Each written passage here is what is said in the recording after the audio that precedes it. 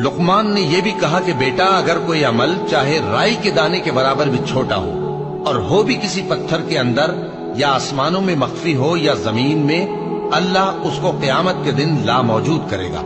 कुछ शक नहीं कि अल्लाह बारीक बीन है, खबरदार है। बेटा, नमाज की पाबंदी रखना और लोगों को अच्छे कामों के करने का मशवरा देते रहना, बुरी बातों से मना करते रहना और जो मुसीबत तुझ पर वाक़े हो उस पर सब्र करना। बेशक ये बड़ी हिम्मत के काम है। और तकब्बुर करते हुए लोगों के सामने गाल न फुलाना और जमीन में अकड़ कर न चलना, इसलिए कि अल्लाह किसी इतराने वाले शेखी खोरे को पसंद नहीं करता। और अपनी चाल में एतदाल किए रहना और बोलते वक्त जरा आवाज नीची रखना, क्योंकि बहुत ऊंची आवाज गधों की सी है और कुछ शक नहीं कि सबसे बुरी आवाज गधों की होती है।